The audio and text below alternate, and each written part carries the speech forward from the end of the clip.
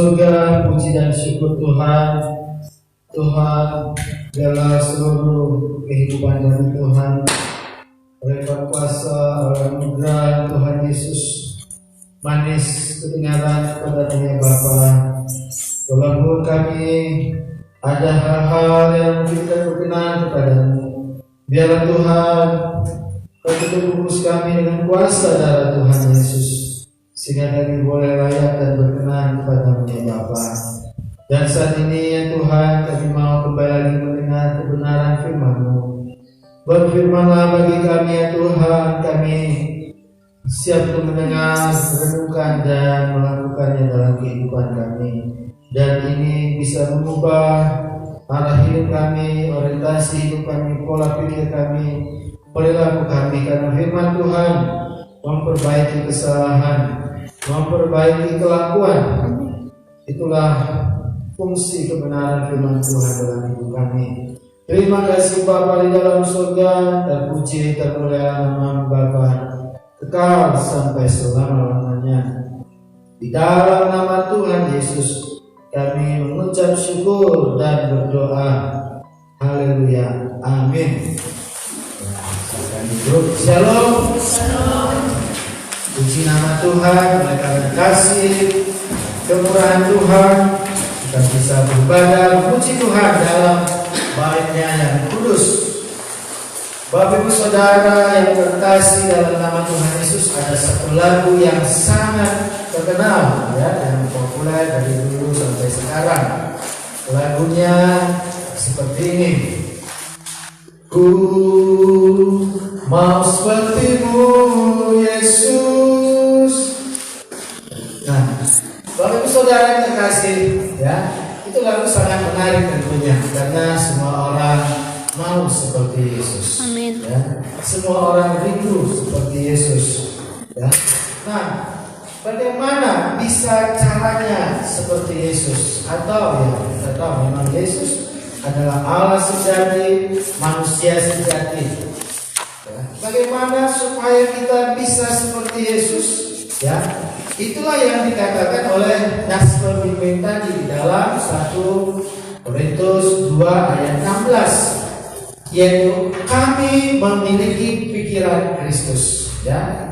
Jadi kita ya bisa seperti Yesus dalam pengertian ya, kalau kita memiliki pikiran Kristus, perasaan Kristus ya. Nah, ini dia ya. Seperti ada tadi lagu kesaksian ya. Ada Yesus di hidupku. Ada Yesus di hidupku. Nah, itu refnya bagus itu ya. Apa maksudnya ada Yesus di hidupku? Ya, di refnya dijelaskan yaitu ku mau ikut seperti maumu, seperti yang engkau inginkan Yesusku. Ya, berarti ini memang ada hubungan yang personal. Ya, makanya dipakai istilah Yesusku. Ya, ini menunjukkan hubungan yang sangat personal. Ya, nah, tema firman Tuhan hari ini yaitu milikilah pikiran dan perasaan seperti Kristus. Ya, ini tema yang cukup berat sebenarnya, ya, yang sangat teologis, sangat dalam. Milikilah pikiran dan perasaan seperti Kristus. Wow, ini suatu perintah yang kalau bisa dibilang cukup berat juga. Ya, karena apa? Karena kita tahu ada prinsip ya, jadilah seperti dirimu sendiri. Wah, artinya apa ya? Aku ya. Kalau aku sudah seperti ini ya seperti ini saja. Ya. Tapi di sini malah dikasih perintah milikilah pikiran dan perasaan seperti Kristus. Berarti harus ya, di luar diri kita harus ya, dari dalam diri kita harus memiliki pikiran yang bukan dari diri kita, yang bukan dari perasaan kita, yaitu dari Kristus saja ya, seperti Kristus. Nah, Bapak Ibu Saudara-saudari sekalian ya, milikilah pikiran dan perasaan seperti Kristus ya. Para murid-murid bergumul rasul-rasul bergumul, bapak-bapak gereja juga bergumul. Bagaimana bisa memiliki pikiran dan perasaan seperti Kristus? Nah, firman Tuhan hari ini sudah memberikan resepnya. Caranya bagaimana bisa memiliki pikiran dan perasaan seperti Kristus. Jadi itu bukan sesuatu hal yang mustahil, ya. Bukan sesuatu hal yang mustahil, bukan sesuatu hal yang berat, ya. Tetapi sesuatu hal yang bisa kita alami, kita jalani, yaitu kita memiliki pikiran dan perasaan seperti Kristus. Amin. Amin. Nah, bagaimana? Apa kata firman Tuhan tentang memiliki pikiran dan perasaan seperti Kristus? Mari kita membaca di dalam Filipi pasal yang kedua, ayat 1 sampai yang ke-11. Filipi pasal yang kedua ayat 1 sampai yang ke-11. Ya. Nah, ini nats yang ditentukan oleh Sinode atau PGI, tapi kita membacanya mulai dari ayat 5 saja. Mulai dari ayat 5 sampai ayat yang ke-11. Ya, ayat 1 sampai 4 bisa nanti dibaca masing-masing, kita baca bersama-sama. Responsoria ayat 5 sampai 11. Hendaklah kamu dalam hidupmu bersama menaruh pikiran dan perasaan yang terdapat juga dalam Kristus Yesus, yang walaupun berlaku Allah tidak menganggap kesetaraan dengan Allah itu sebagai milik yang harus dipertahankan, melainkan telah mengosongkan dirinya dan mengambil rupa seorang hamba dan menjadi sama dengan manusia. Dan dalam keadaan sebagai manusia, ia telah merendahkan dirinya dan taat sampai mati, bahkan sampai mati di kayu salib. Itulah sebabnya Allah sangat meninggikan dia dan mengaruniakan kepadanya nama di atas segala nama, supaya dalam nama Yesus bertekuk lutut segala yang ada di langit dan yang ada di atas bumi dan yang ada di bawah bumi. Dan segala lidah mengaku Yesus Kristus adalah Tuhan bagi kemuliaan Allah Bapa. Amin. Demikian pembacaan firman Tuhan pada saat ini. Ya, Bapak Ibu saudara-saudara yang terkasih dalam nama Tuhan Yesus, ada tiga hal yang ditekankan dari firman Tuhan, yaitu milikilah pikiran dan perasaan seperti Kristus. Milikilah pikiran dan perasaan seperti Kristus. Apa itu? Yang pertama adalah hidup dalam kekudusan persekutuan di dalam Allah. Hidup di dalam kekudusan persekutuan di dalam Allah. Hal ini terambil dari ayat yang ke-6. Di situ ada frase dalam rupa Allah, ya. Dalam rupa Allah. Nah, di situ di dalam bahasa aslinya yaitu morpheteo, ya, rupa Allah. Jelas, ya, bahwa Yesus adalah rupa Allah, di dalam rupa Allah. Nah, di sini menggambarkan bahwa Yesus itu, ya, itu adalah gambaran Allah, rupa Allah yang sempurna. Nah, ini lebih jelas di dalam Ibrani 1 ayat yang ketiga. Ya, Ibrani 1 ayat yang ketiga dikatakan Yesus Kristus adalah gambaran Allah yang sempurna. Ia adalah cahaya kemuliaan Allah, gambar wujud Allah. Di situ pakai istilah apaugasma, cahaya kemuliaan Allah. Seperti cahaya matahari memancarkan matahari itu sendiri, ya. Jadi Yesus Kristus memancarkan Allah itu sendiri, ya. Sinar matahari memancarkan dari matahari itu sendiri, dan Yesus Kristus adalah pancaran kemuliaan Allah. Bahkan di sini dikatakan, ya, karakter tes hypostasis, ya, karakter tes hypostasis Yesus Kristus memancarkan karakter Allah yang sesungguhnya. Makanya Paulus dikatakan, ya kalau mau melihat Allah, ya melihatlah di dalam Tuhan Yesus. Seperti apa karakter Allah ada di dalam Tuhan Yesus. Nah, bagaimana hubungannya dengan kita manusia? Jelas, kita juga ketika diciptakan adalah segambar dan serupa dengan Allah. Ya, dalam Kejadian 1 ayat 26, manusia diciptakan segambar dan serupa dengan Allah. Selem dan demut. Ya, itu jelas. Ya. Bagaimana manusia sebenarnya diciptakan untuk bersekutu dengan Allah.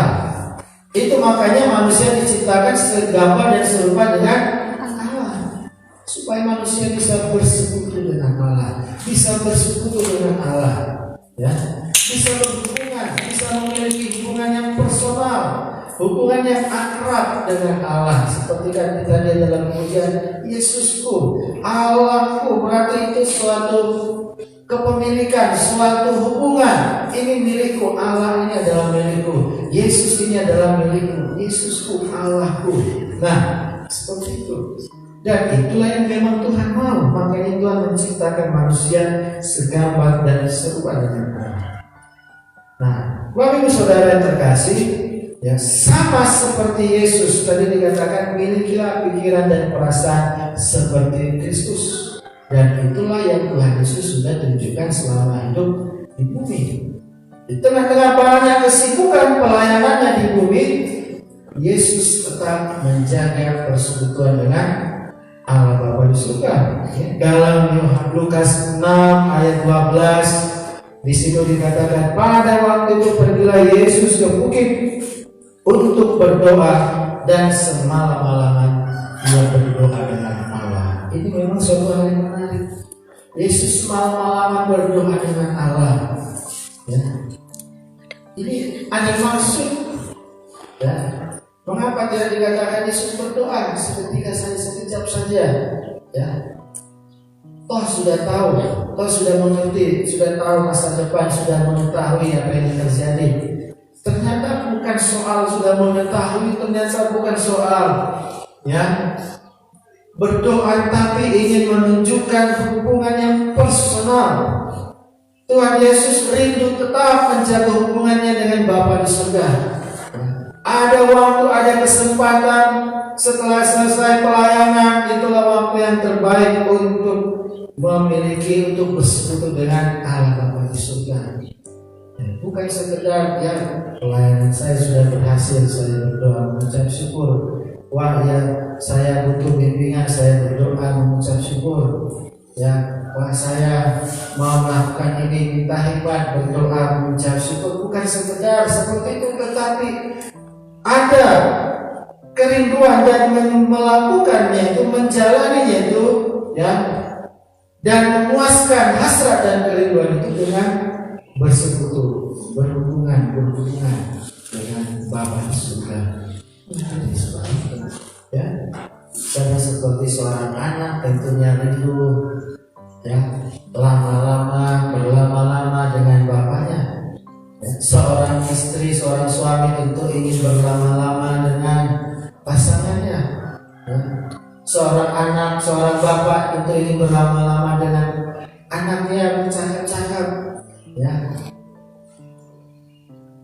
Nah, itulah namanya menjalin hubungan persekutuan, ya, semalam-malaman, ya, berlama-lama, ya, selama mungkin, kalau bisa, ya, selama mungkin menjaga persekutuan, berkomunikasi dengan Allah Bapa di surga. Nah, ini kalau mau manusia melakukan pelayanan sesuai kehendak Allah, ya, tetap bersekutu dengan Allah, tetap menjaga pikiran dan perasaan seperti Kristus, maka ya harus seperti Kristus itu, menjalin persekutuan dengan Bapa di surga yang kudus, ya, semakin lama, berlama-lama, tidak masalah, karena itulah kerinduan dan hati. Bapak Ibu Saudara yang terkasih dalam nama Tuhan Yesus, ya, ini yang sangat mendasar sekali, ya, supaya bisa memiliki pikiran dan perasaan seperti Kristus. Yang pertama tadi apa? Itu harus hidup sekutuan dengan Allah di dalam kekudusan selama mungkin sebanyak-banyaknya. Ini yang menjadi perhubungan yang harus diperlukan. Memang harus meluangkan waktu, ya, harus melakukannya, ya, di luar, mencari waktu khusus, ya, di luar segala pekerjaan pelayanan seperti Tuhan Yesus lakukan. Setelah selesai pelayanan, ada waktu luang, ada waktu kosong, ya, Yesus bercakap secara khusus dengan Bapa di surga. Ya. Dalam rupa Allah, Yesus berkomunikasi dengan Bapa di surga. Kita pun yang sudah berdosa namun diciptakan menjadi ciptaan yang baru, kita pun bisa, ya, bersekutu dengan Bapa di surga. Ya, ada banyak orang bertanya-tanya bagaimana bisa menjadi hubungan dengan Bapa di surga, dengan Allah. Jawabnya hanya di dalam Tuhan Yesus. Mengalami pengampunan di dalam Tuhan Yesus, dipulihkan pengampunannya di dalam Tuhan Yesus terus dari dosa-dosanya, sehingga di dalam Tuhan Yesus oleh kuasa Roh Kudus bisa kembali berhubungan dengan Bapa di surga. Ya, banyak orang Kristen ketika diminta berdoa saja, ya, malu, takut, ya. Itu sesuatu hal yang menjadi tanda tanya, apakah dia sudah dipulihkan hubungannya dengan Allah. Hanya diminta berdoa saja tidak bisa, ya. Padahal di sini Yesus berdoa semalam-malam itu bisa, karena memang sudah ada hubungan yang baik dengan Bapa di surga. Kita orang percaya pun yang sudah mengalami pendamaian, yang sudah mengalami pemulihan, yang sudah menjadi ciptaan baru, diciptakan kembali segambar dan serupa dengan Allah oleh pekerjaan Roh Kudus, maka kita pun bisa hidup di dalam persekutuan dengan Bapa di surga. Amin. Amin. Ya. Dalam rupa Allah. Nah, hal yang kedua, milikilah pikiran dan perasaan seperti Kristus, yaitu dengan merendahkan diri. Di dalam ayat yang ke-7 dikatakan mengosongkan dirinya sendiri. Dalam ayat yang ke-8 dikatakan merendahkan dirinya, ya. Mengosongkan dirinya sendiri, merendahkan dirinya. Nah, arti mengosongkan dirinya sendiri dalam bahasa Ibrani, ya, itu memakai, ya, istilah kenosis, ya, yang berarti Kristus menyangkal dirinya sendiri, tidak egois mengeksploitasi bentuk ilahinya, tetapi mengesampingkannya untuk mengambil bentuk seorang hamba. Tuhan yang sudah ada adalah subjeknya. Dia tetap menjadi dirinya sendiri, tetapi mengubah cara keberadaannya. Ya. Jadi Tuhan Yesus, dia adalah firman Allah, ya. Dia adalah Allah itu sendiri, ya. Dia merendahkan dirinya dengan mengubah cara keberadaannya. Jadi cara keberadaannya dia ubah, ya. Eksistensinya, sifatnya, keberadaannya, ya, tidak berubah. Dia tetap Allah, tetapi cara keberadaannya dia kesampingkan, dia mengosongkan, dia tidak, dia dikesampingkan. Dia tahu dia ada Allah, tapi dia kesampingkan, ya. Ini istilah yang mudah dipahami. Dia kesampingkan kealahannya, dia tidak gunakan itu, tapi dia mengambil bukan menjadi hamba. Ya, makanya ketika dia dihina, diejek, ya, dia tidak membalas, karena dia tahu dia sedang dalam posisi hamba, walaupun dia adalah Allah sejati. Nah, serupa dengan Allah, dalam rupa Allah, tetapi menjadi manusia, mengambil rupa seorang hamba, bahkan mati di kayu salib. Ya. Ini dia mengubah cara keberadaannya. Ya. Dari yang paling berkuasa di alam semesta ini menjadi yang paling lemah di alam semesta ini. Dihina, diejek, dia tidak melawan, seolah-olah tidak berdaya. Bukan karena tidak berdaya, tetapi dia mengesampingkan kealahannya, sifat kealahannya. Dari yang paling tinggi kedudukannya di alam semesta ini menjadi yang paling rendah kedudukannya di alam semesta ini, menjadi hamba, tidak punya hak untuk hidup, harus mementingkan orang lain, harus melayani orang lain terlebih dahulu, baru mementingkan melayani diri sendiri. Itu hamba. Nah, itulah keberadaan, cara keberadaan Tuhan Yesus. Ya. Bapak Ibu Saudara yang terkasih dalam nama Tuhan Yesus, di sini dikatakan miliki cara berpikir, perasaan seperti Kristus. Maka pertanyaannya, apakah dalam kehidupan pelayanan Anda sudah merendahkan diri serendah-rendahnya seperti Kristus? Ya. Wow, ini sesuatu yang luar biasa, ya. Karena susah sekali. Makanya Paulus di dalam kitab ini juga, ya, di dalam Filipi 4 ayat 2, di situ dikatakan Paulus menasehati Euodia dan Sintike supaya sehati sepikir dalam Tuhan. Jadi para pelayan Tuhan itu kecenderungannya adalah memuji diri sendiri, ya, menyanjung, suka disanjung. Itu kecenderungan orang-orang kalau sudah melayani. Wah, saya sudah selesai melayani, ayo dong, mana ini? Saya hebat gak? Bagus gak pelayanan saya? Ya, kalau bagus ya kasihlah pujian. Nah, itu memang kecenderungan. Makanya ketika ada orang yang menganggap bahwa saya lebih hebat, maka kita menjadi marah. Wah, saya lebih hebat, bukan saya. Nah, Paulus mengatakan itu bukan cara berpikir dan berperasaan seperti Kristus.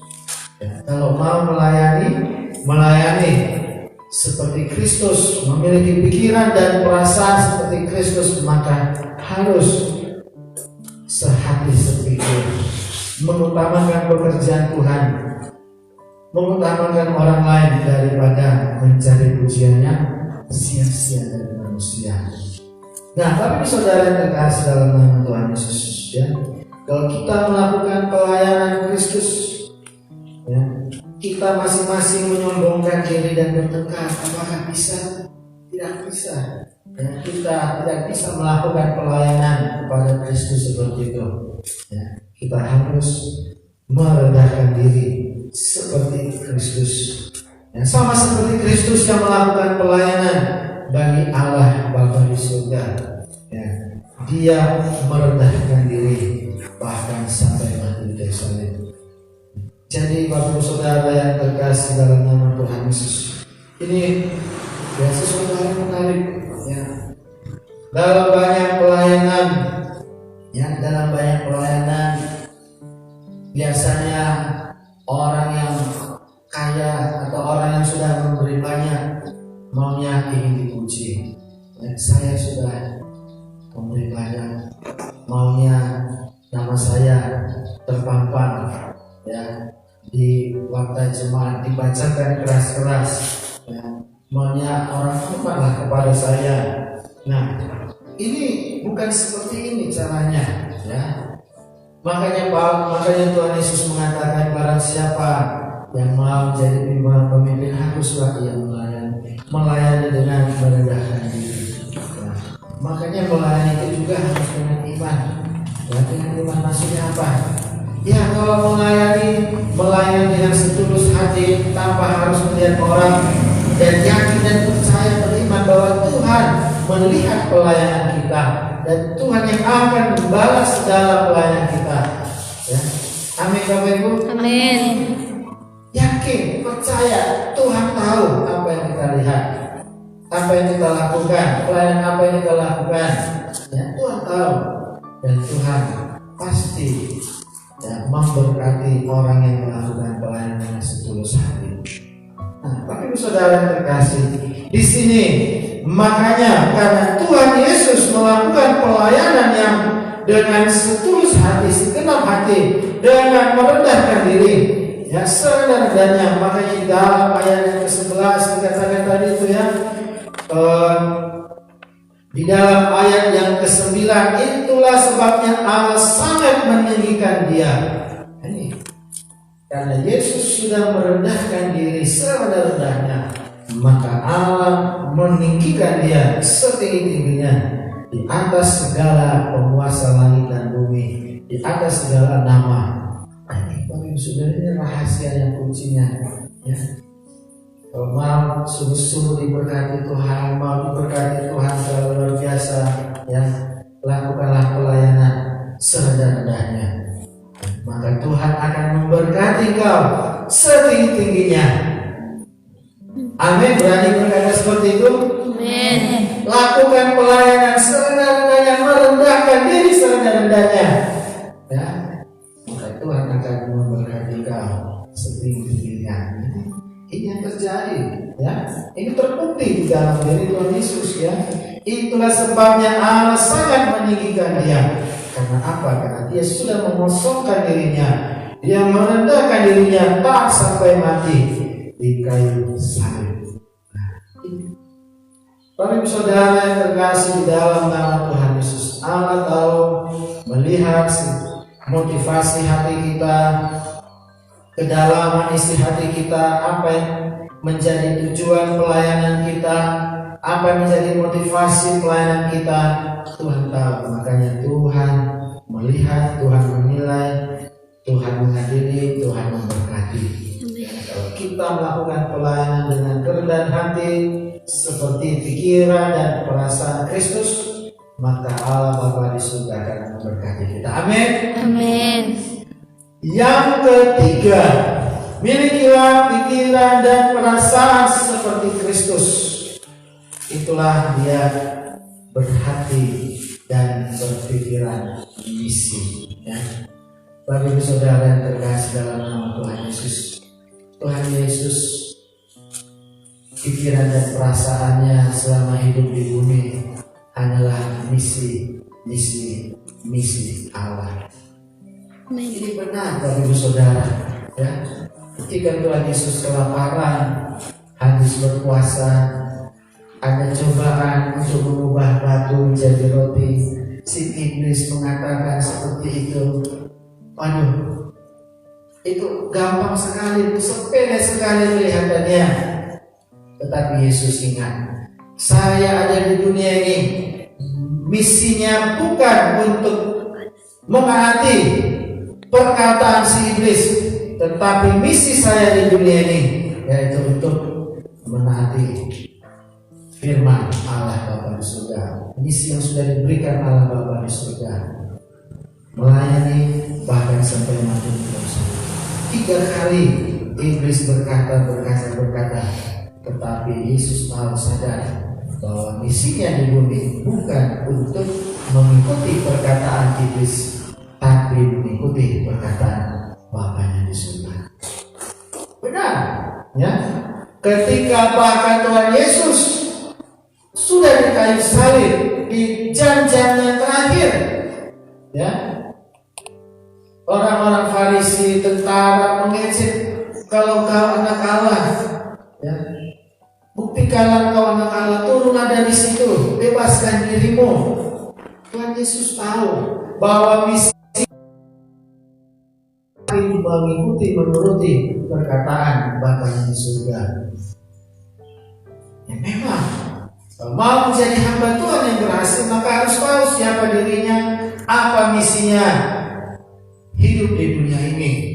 Nah, ini memang suatu konsep yang sangat tarbiyah, dan memang harus berjuang, bergumul supaya bisa seperti Tuhan Yesus ini. Karena apa?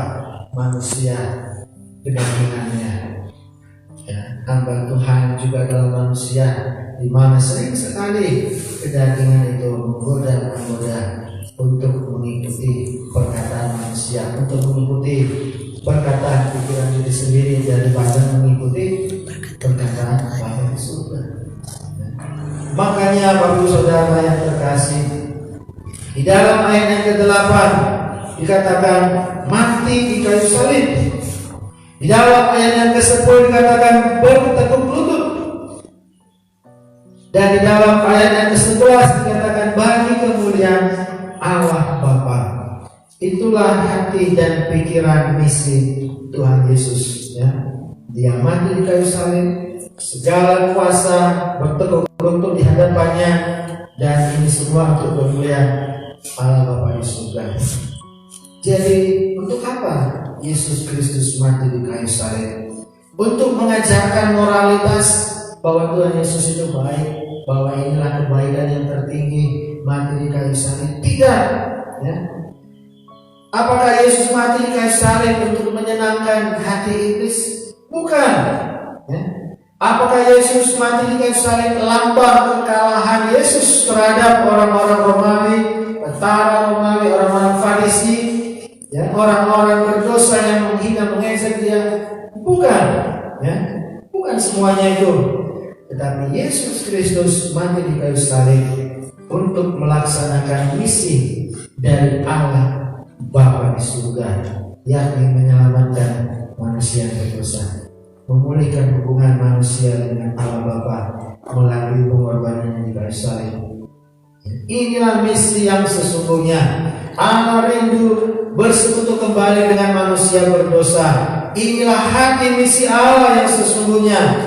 Makanya salib itu bukan lambang kehinaan, salib itu bukan lambang kekalahan, tetapi salib itu adalah lambang kemuliaan Allah.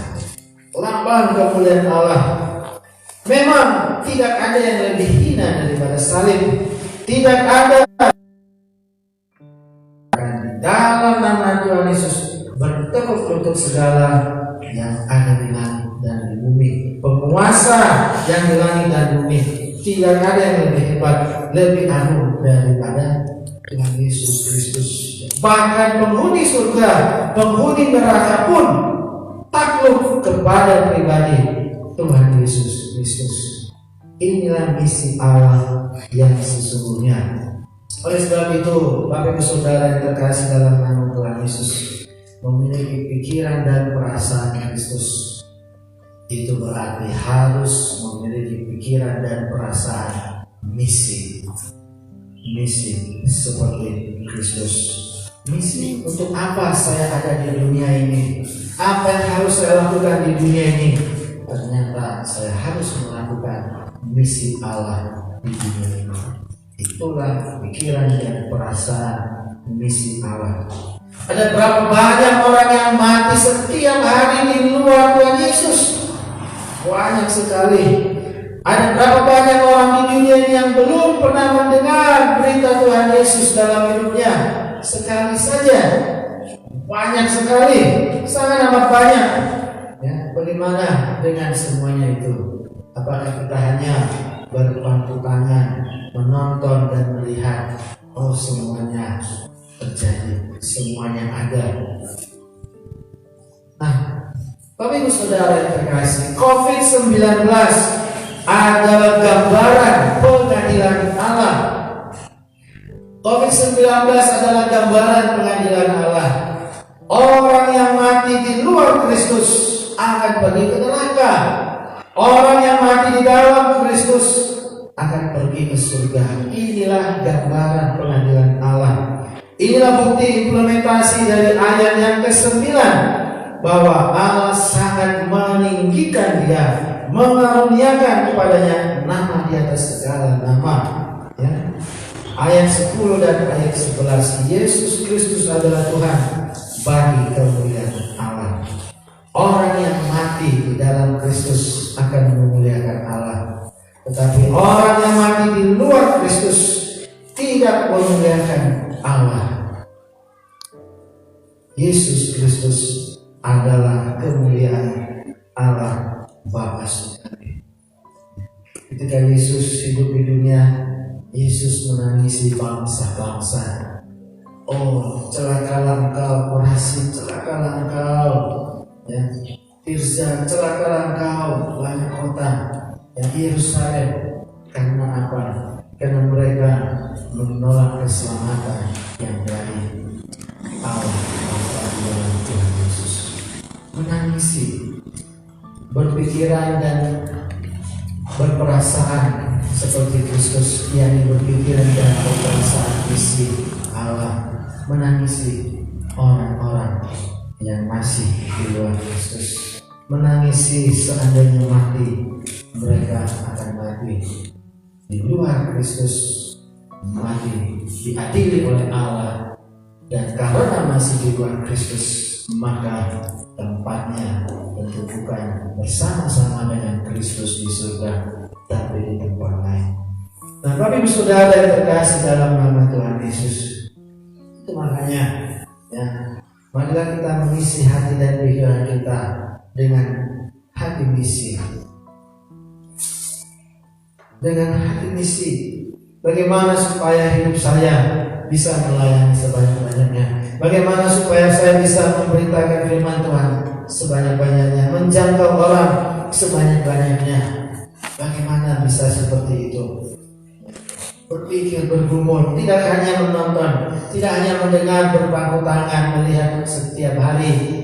Ya, gara-gara COVID ini ada 30, ada 50 orang yang mati setiap hari. Dan di Jakarta sudah 2.600 lebih dikuburkan ya karena COVID selama beberapa bulan. Rata-rata berapa hari itu? Ya, banyak sekali, puluhan. Setiap hari di Indonesia ada puluhan yang mati.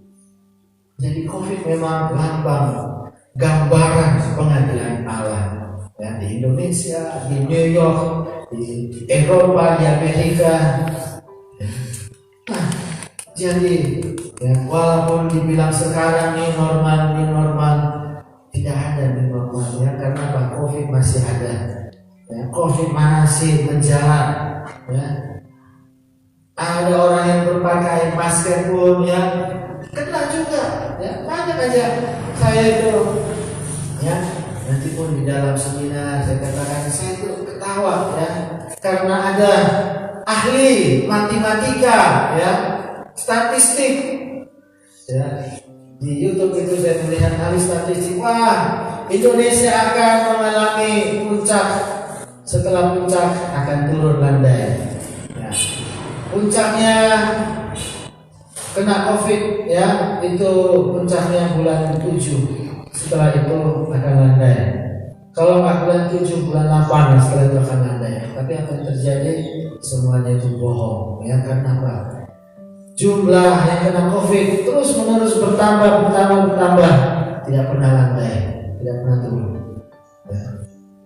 Nah, manusia mau menyangkali keberadaan Allah melalui COVID-19 tidak bisa. Manusia mau mencoba mengakali. Ayo pakai masker, ayo semua mencoba menyangkali bahwa COVID itu memang sedang merajalela. Tidak bisa. Karena apa buktinya? Angka yang kena COVID semakin tinggi setiap hari sekarang. Luar biasa. Ya, mencapai puncaknya. Wah, hari ini puncaknya, besok lagi puncaknya, semakin banyak puncaknya. Tapi semakin tinggi angka yang kena COVID setiap harinya. Bukan semakin turun, tapi semakin tinggi. Dan ini kalau kita baca berita setiap hari.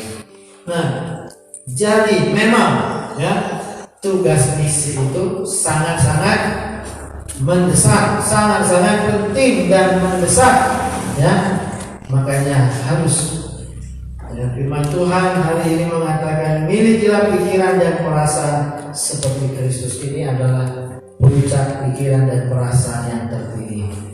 Tidak untuk diri sendiri, tidak untuk kepentingan diri sendiri, tidak untuk mencari hormat diri sendiri, tetapi memiliki pikiran dan perasaan seperti Kristus. Inilah pikiran yang tertinggi, paling tertinggi di dunia ini.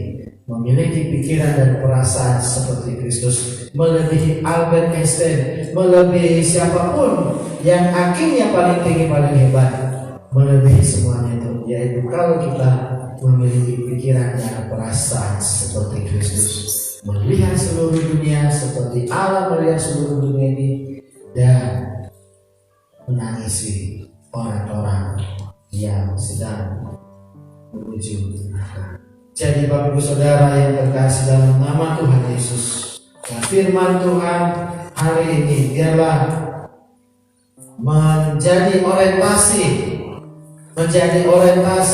menjadi fokus, menjadi arah hidup pelayanan kita, arah hidup kita, arah hidup kemana kita akan melangkah ke depan, apa yang akan kita lakukan, ya, yaitu supaya kita bergumul dan senantiasa, supaya kita tetap memiliki pikiran dan perasaan seperti Kristus, seperti Paulus di dalam 1 Korintus 2:16. Tetapi kami manusia rohani, kami memiliki pikiran Kristus. Amin. Mari kita bersatu di dalam doa. Bapa di dalam surga, sungguh Tuhan, Yesus Kristus adalah teladan yang tertinggi, yang menjadi pedoman kami hamba-hamba Tuhan, anak-anak Tuhan. Firman Tuhan hari ini berbicara supaya kami hamba-hamba Tuhan, anak-anak Tuhan memiliki pikiran dan perasaan seperti Kristus. Tuhan, tidak ada pikiran yang tertinggi selain pikiran dan perasaan Kristus. Melebihi orang-orang hebat di dunia ini, melebihi intelektual, melebihi orang-orang yang ber-IQ tinggi, yang berhati lembut, siapapun itu, tidak ada yang melebihi pikiran dan perasaan Kristus. Itulah sebabnya firman Tuhan hari ini mengajak kami semuanya untuk memiliki pikiran dan perasaan seperti Kristus, yakni tetap menjaga hubungan pribadi dengan Bapa di surga, tidak hanya sekejap, tapi senantiasa berlama-lama berkomunikasi dengan Bapa di surga. Dan kami meledakkan hati di dalam pelayanan, menjaga motivasi hati kami di dalam pelayanan, yaitu melakukan pelayanan untuk Tuhan, tidak mencari pujian, tetapi melakukan pelayanan bagi Kristus. Dan kami pun menangisi bangsa-bangsa, memberitakan Injil kepada bangsa-bangsa, menjangkau orang sebanyak-banyaknya, membawanya kepada Kristus, seperti Kristus sendiri yang menangisi dan menyelamatkan bangsa-bangsa melalui kematiannya di kayu salib. Terima kasih Tuhan. Biar kami hamba-hamba Tuhan, anak-anak Tuhan di mana saja yang mendengarkan kebenaran firman Tuhan ini, kami menjadikan firman Tuhan ini menjadi orientasi, arah hidup, arah pelayanan kami, arah perbuatan tingkah laku kami. Terima kasih Bapa di dalam surga. Roh Kudus menguasai hati dan pikiran kami. Roh Kudus pimpinlah kehidupan kami. Roh Kudus kuatkan kami untuk melakukan firman Tuhan ini. Terima kasih Bapa di dalam surga. Terpuji termulia nama Bapa kekal sampai selama-lamanya. Di dalam nama Tuhan Yesus kami berdoa dan mengucap syukur. Haleluya. Amin.